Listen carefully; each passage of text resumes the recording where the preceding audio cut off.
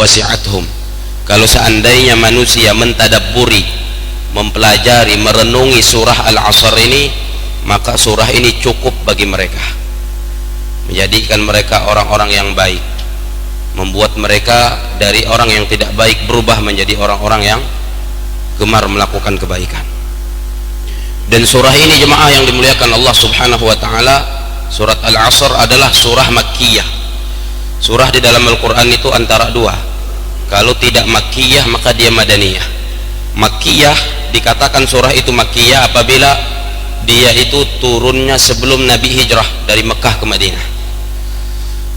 Definisinya sebenarnya ada beberapa definisi. Yang masyhur itu ada dua. Ada yang mengatakan kalau surah Makkiyah itu surah yang turun di Mekah. Tetapi menjadi permasalahan kalau dikatakan surah yang turun di Mekah, kalau ternyata surahnya tidak turun di kota Mekahnya, mau kita sebut apa?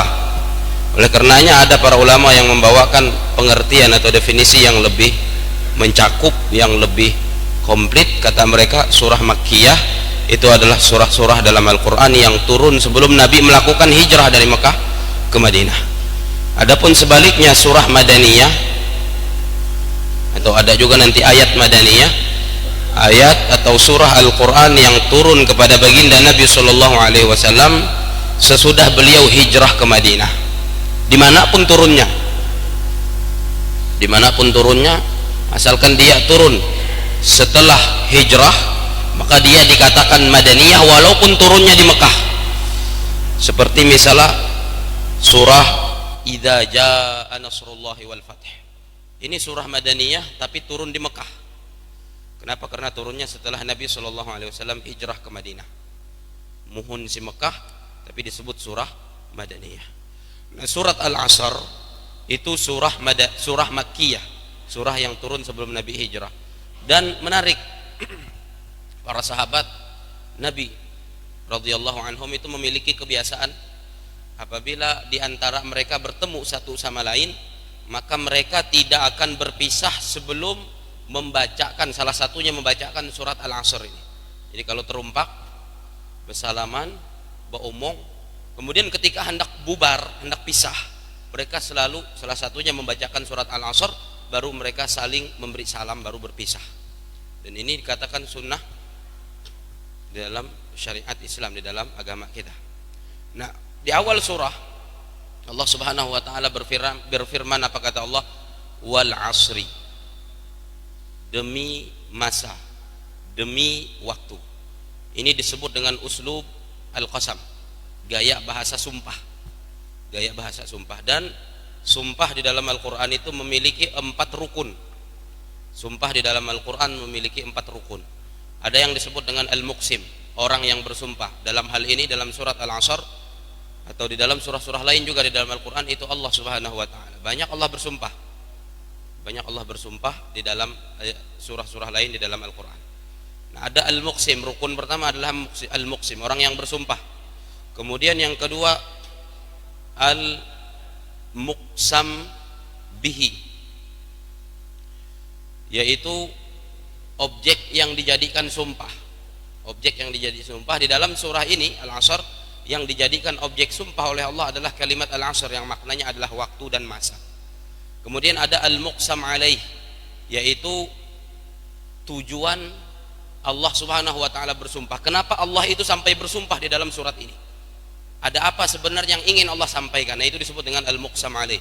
Kemudian yang terakhir adalah adatul qasam, yaitu huruf qasam, huruf yang digunakan untuk bersumpah. Ada waw misalnya sihwang, bahasa Arab, ada ba, ada kemudian ta. Nah, di dalam surat Al-Asr ini kata Allah wal asri, demi waktu, demi masa.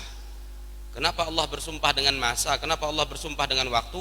Para ulama tafsir menjelaskan bahwasanya Allah itu tidak bersumpah dengan makhluknya kecuali kalau makhluk itu adalah makhluk yang penting di sisi Allah Subhanahu wa taala. Kecuali makhluk itu adalah makhluk yang sangat amat agung di hadapan penciptanya Allah Subhanahu wa taala.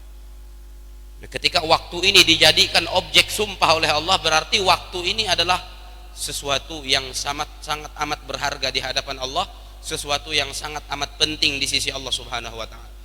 Sama halnya ketika Allah Subhanahu wa taala bersumpah dengan beberapa benda lainnya di dalam Al-Qur'an. Misal ketika Allah bersumpah, kata Allah wasyamsi waduhaha, demi matahari dan demi waktu duha, wal qamari idza talaha, demi bulan dan juga demi bulan yang mengiringi matahari.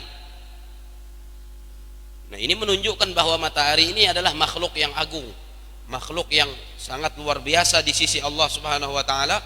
Begitu juga bulan, ketika Allah bersumpah dengan bulan, maka menunjukkan bahwa bulan itu adalah makhluk Allah yang sangat amat luar biasa, yang sangat agung di hadapan Allah Subhanahu wa taala.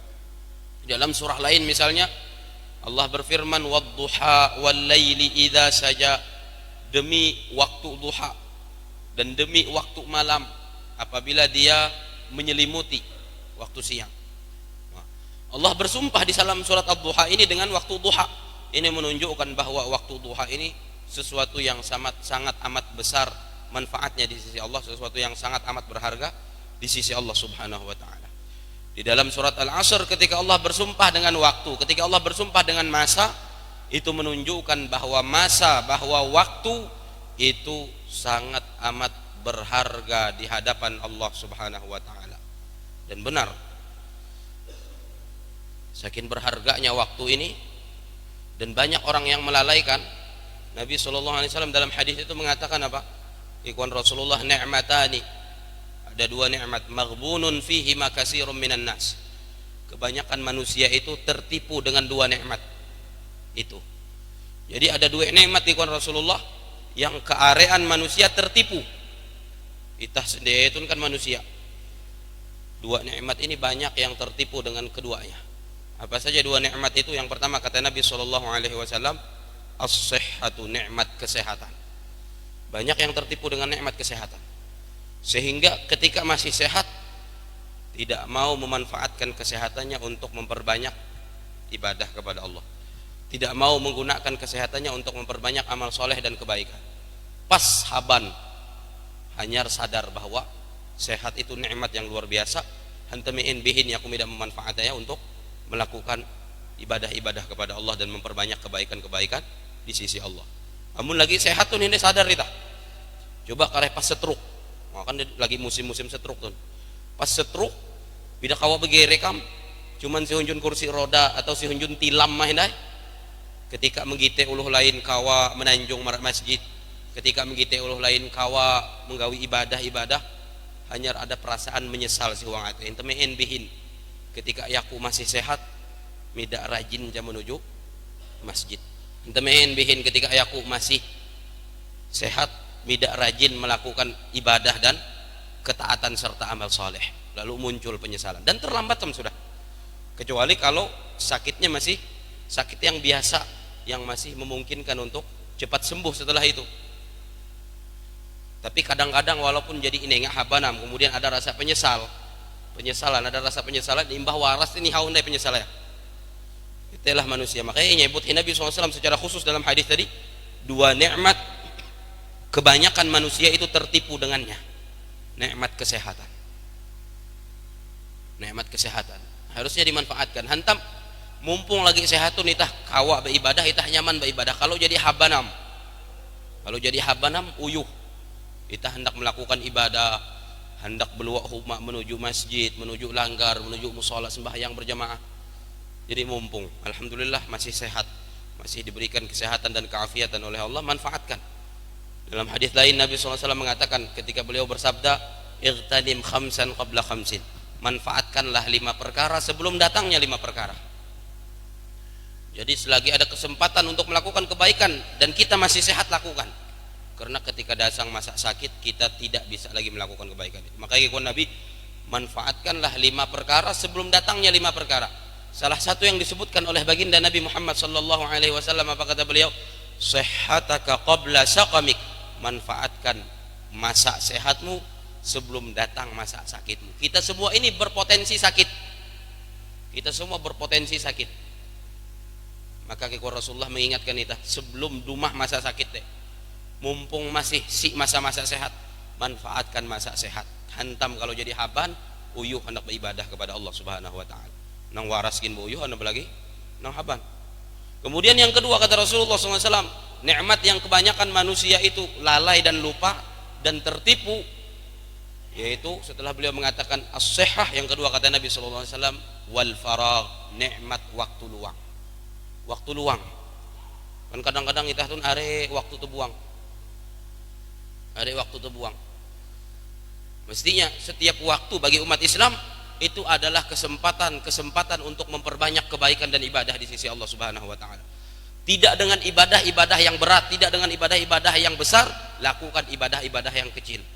Lakukan ibadah-ibadah yang ringan asalkan menghasilkan kebaikan. Dan inilah pesan Allah di dalam Al-Qur'an bagi umat Islam ketika Allah Subhanahu wa taala mengatakan wa idza faraghta fansab. Apabila engkau selesai melakukan satu kebaikan, maka bergegaslah untuk melakukan kebaikan berikutnya. Ela are waktu kosong. Ela are waktu itu nang kosong.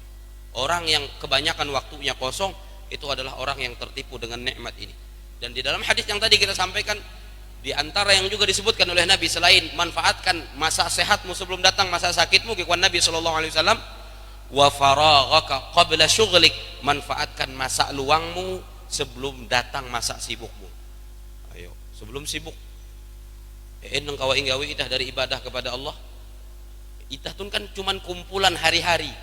Hidup kita di dalam dunia ini, diri kita ini adalah kumpulan hari-hari. Makanya Al-Imam Al-Hasanul Basri rahimahullah ta'ala mengatakan kikuan beliau, ayyuhal insan innama anta ayyam, wahai manusia, sesungguhnya engkau itu adalah kumpulan hari-hari. Fa idza dhahaba yaumuk dhahaba ba'duk, apabila telah berlalu satu hari maka berlalu juga sebahagian dari dirimu. Semakin are andau-andau yang berkurang, semakin berkurang cak diri-diri kita. Dan kalau kita tidak memanfaatkan waktu ini dengan kebaikan-kebaikan, maka apa kata apa? Kalau kita tidak memanfaatkan waktu-waktu ini dengan kebaikan, maka ada seorang pepatah Arab mengatakan tentang waktu, kekuan beliau, al-waqtu kas-saif illam taqta'hu qata'ak. Waktu itu seperti pedang, waktu itu seperti pisau. Kalau engkau tidak memanfaatkannya dengan baik, maka engkau akan dimanfaatkan oleh waktu itu.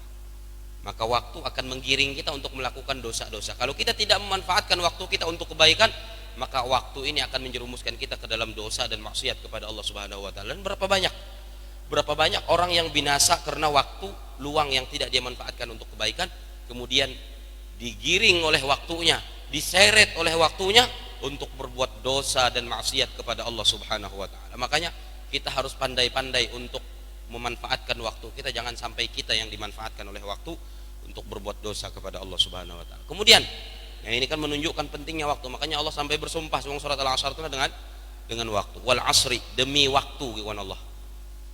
Kemudian di ayat berikutnya coba kita perhatikan firman Allah Subhanahu wa taala, innal insana, sesungguhnya manusia. Dan para ulama menyebut bahwa alif lam, kan ada alif lam, ada innal insan, ada alif lam. Itu alif lam disebut dalam bahasa Arab listighraqil jins, untuk mencakup semua jenis manusia. Seberataan manusia berarti. Seberataan manusia. Nang muda, nang tebela, nang bakas, nang hatuwe, nang bawi, nang beriman, nang humbui beriman, nang menyembah Allah dan yang humbui menyembah Allah. Ikhwan Allah, innal insana, sesungguhnya semua manusia. Digunakan di sini di awal ayat kedua ini kalimat inna. Inna itu di dalam bahasa Arab litaukid, bentuk penekanan. Bentuk penekanan. Jadi Allah sangat menekankan sesungguhnya, ikhwan Allah, sesungguhnya semua manusia, apa kata Allah, lafi khusrin, berada di dalam kerugian. Seberataan itu akan rugi. Nah pertanyaannya jemaah yang dimuliakan Allah, apa kaitannya ketika di awal ayat Allah itu bersumpah dengan masa, dengan waktu, kemudian di ayat kedua Allah menerangkan sesungguhnya manusia berada dalam kerugian. Ayat-ayat Al-Quran itu saling berkaitan. Ayat 1 dengan ayat 2, ayat 2 dengan ayat 1, ayat 2 dengan ayat 3, ayat 3 dengan ayat 2. Itu saling berkaitan, ada hubungannya. Nah di awal ayat surat Al-Asr, Allah Subhanahu wa taala bersumpah dengan waktu, Allah wal asr, demi waktu. Kemudian di ayat kedua Allah mengatakan innal insana lafi khusr, sesungguhnya semua manusia berada di dalam kerugian. Apa kaitannya antara dua ayat ini? Kata para ulama tafsir bahwa ketika Allah Subhanahu wa taala berbicara tentang waktu di ayat pertama, kemudian di ayat kedua Allah berbicara tentang orang-orang yang merugi dari kalangan manusia, bahwa penyebabnya adalah orang itu akan rugi ketika dia tidak benar-benar memanfaatkan waktunya, maka dia akan menjadi manusia yang rugi si dunia, rugi si akhirat. Itu kaitannya ayat 1 dengan ayat 2. Yang menyebabkan banyak orang merugi yang Allah firmankan di dalam ayat kedua dari surat Al-Asr ini adalah karena ketidakbisaan mereka untuk memanfaatkan waktu yang menjadi objek sumpah Allah di ayat pertama dalam surat Al-Asr. Elam si akhirat pak, elam si akhirat, si uang dunia pun kalau ada uluh yang tidak memanfaatkan waktu ya, itu akan menjadi uluh rugi. Minsik misalnya pedagang minsik, tapi minsik jam 9, are waktu itu buang, rugi. Bekabun sawit, panen jadi zuhur, tidak sungsungen tulak, berarti are waktu itu buang, rugi.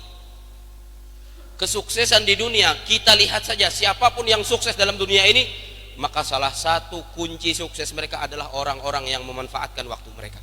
Kesuksesan di dunia perlu untuk benar-benar menghargai waktu, apalagi kesuksesan yang sesungguhnya di akhirat, apalagi kesuksesan yang sesungguhnya di dalam surganya Allah. Itu kita benar-benar perlu untuk memanfaatkan waktu-waktu luang kita, waktu-waktu kosong kita.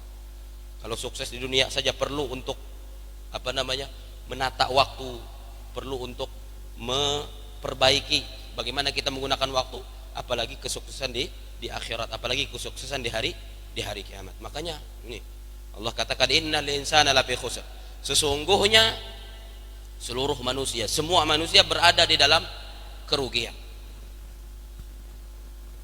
Semua manusia, kata Allah Subhanahu wa taala, berada di dalam kerugian. Kenapa rugi? Karena tidak bisa memanfaatkan waktu. Kenapa rugi? Karena tidak bisa menggunakan waktu. Kenapa rugi? Karena banyak tertipu dengan nikmat waktu luang yang diberikan oleh Allah Subhanahu wa taala. Maka pesan dari dua ayat ini, kalau kita tidak ingin termasuk orang yang rugi, kita benar-benar manfaatkan waktu kita. Kalau kita mau menjadi orang yang tidak rugi di dunia, manfaatkan waktu-waktu kita untuk kebaikan-kebaikan dunia kita di dalam dunia ini. Kalau kita tidak ingin rugi di akhirat, di hari kiamat nanti, maka manfaatkan waktu kita untuk kebaikan-kebaikan akhirat. Kemudian dengan apa kita memanfaatkan waktu luang ini? Di ayat ketiganya Allah firmankan, apa kata Allah? Ketika Allah tadi di ayat kedua mengatakan innal insana lafi khusr, sesungguhnya manusia semuanya berada dalam kerugian, ada yang dikecualikan oleh Allah. Coba kita lihat orang-orang yang dikecualikan ini, apa kata Allah? Kata Allah Subhanahu wa taala, illal ladzina amanu, kecuali orang-orang yang beriman. Waktu kita dalam dunia ini bisa diisi dengan beriman kepada Allah atau tidak dengan beriman kepada Allah. Maka yang pertama, agar kita tidak termasuk orang yang rugi, isi waktu kita dengan mengimani Allah Subhanahu wa taala. Ini yang pertama. Jadi yang dikecualikan oleh Allah dari orang-orang yang rugi adalah orang-orang yang beriman. Tapi tidak cukup hanya sekedar beriman, kata Allah Subhanahu wa taala. Ayat lanjutannya kata Allah Subhanahu wa taala, wa amilus shalihat, dan beramal soleh. Nah, ini jawabannya. Untuk apa kita mengisi waktu-waktu luang kita? Yang pertama untuk beriman kepada Allah, kemudian yang kedua beramal soleh kepada Allah Subhanahu wa taala. Jadi kita bisa menjadi orang yang tidak merugi. Kita bisa menjadi orang yang selamat dari orang-orang yang merugi dengan apa? Di ayat 3 Allah berikan resep kepada kita. Allah berikan tuntunan kepada kita dengan beriman kepada Allah dan dengan melakukan amal soleh. Isi waktu luang kita, isi waktu kosong kita dengan memperbanyak amal soleh, dengan memperbanyak ibadah kepada Allah Subhanahu wa taala. Dan itu kaitannya dengan dua ayat sebelumnya. Ketika Allah mengatakan illal ladzina amanu wa amilus shalihat, kecuali orang-orang yang beriman dan beramal soleh. Maksudnya apa? Mereka mengisi waktu mereka dengan iman, mengisi waktu mereka dengan amal soleh. Ini yang akan beruntung, ini yang tidak akan rugi. Kemudian tidak cukup keduanya ini. Tadi Allah sebutkan beriman, beramal soleh. Kemudian yang ketiga kata Allah Subhanahu wa taala, wa tawasau bil haq, saling menasehati dalam kebenaran, saling menasehati di dalam agama Allah Subhanahu wa taala. Ingatan kawal, ingatan keluarga, ingatan supaya beribadah kepada Allah, inceruman kewajiban-kewajiban keluarga kita, sembahyang 5 waktu, ketika dumah bulan Ramadan, inyoh puasa Ramadan, Ini namanya menasehati dalam kebenaran, menasehati untuk mengikuti agama Allah dan menjalankan ajaran-ajaran agama Allah Subhanahu wa taala. Elah hidup itu masing-masing, belum masing-masing. Ya kumin. Ini perintah dalam surat Al-Asr, kata Allah, termasuk sifat orang yang tidak akan merugi itu mereka apa? Wa tawasau bil haq, saling berwasiat, saling menasehati, saling berpesan untuk melakukan kebenaran di dalam agama Allah Subhanahu wa taala. Kawal nang lagi sibuk misalnya uluh jadi bangami ingatan waktu sembahyang. Ada nang sedang melakukan dosa, diingatkan, lakukan nahi mungkar, ingatkan bahwa ini di dalam agama Allah adalah perbuatan terlarang. Itulah menasihati dalam kebenaran. Kemudian yang terakhir kata Allah Subhanahu wa taala apa? Wa tawasau bis sabr, yaitu saling menasihati, saling mengingatkan dengan bersabar. Bersabar. Dan bersabar ini cakupannya 3 jemaah.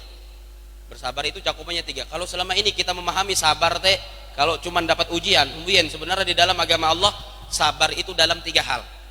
Yang pertama, sabar dalam melaksanakan kewajiban-kewajiban kita kepada Allah. Kan arek kewajiban sembahyang 5 waktu, puasa bulan puasa, menunaikan zakat bagi yang sudah memenuhi syarat wajib zakat, melaksanakan haji ke Baitullah bagi yang mampu, dan kewajiban-kewajiban yang lainnya. Kita perlu sabar untuk melakukan itu. Kalau tidak sabar ya nang tidak sembahyang anak.